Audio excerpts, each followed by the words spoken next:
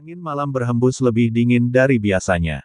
Di teras rumah sederhana itu, suara anak-anak masih terdengar meski waktu sudah hampir maghrib. Pak, yang ini gimana? Pak, aku belum ngerti. Pak Raka tersenyum, berjalan dari satu anak ke anak lain. Tempat belajar kecil itu kini tak lagi sepi.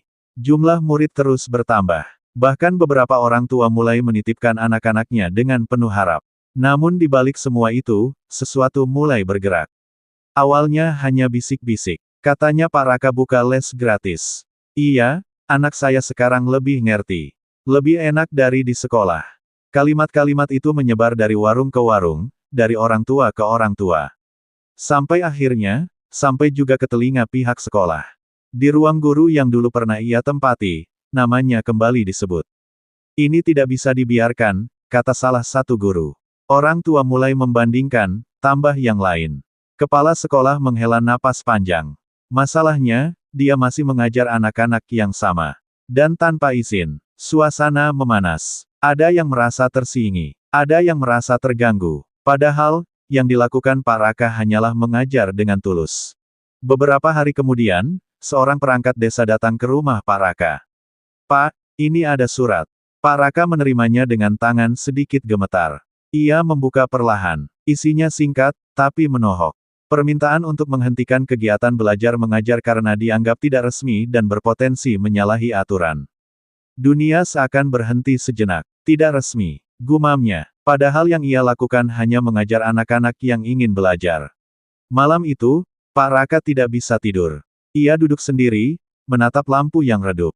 Apakah aku salah?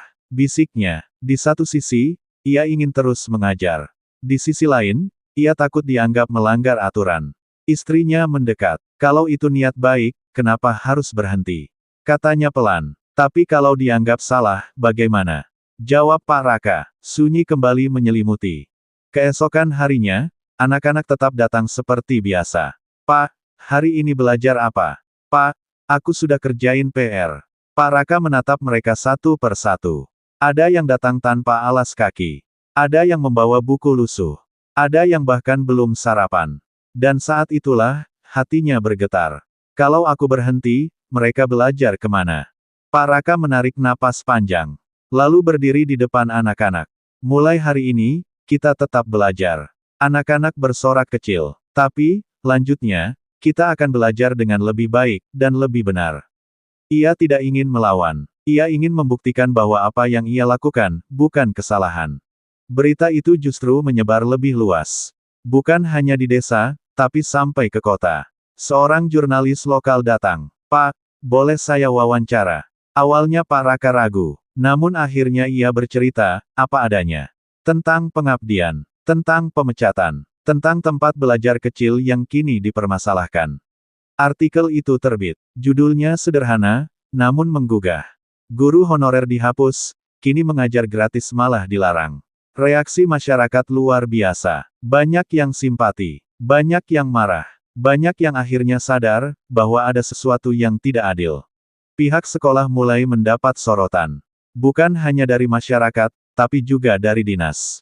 Kenapa ini bisa terjadi? Kenapa guru seperti itu justru disingkirkan?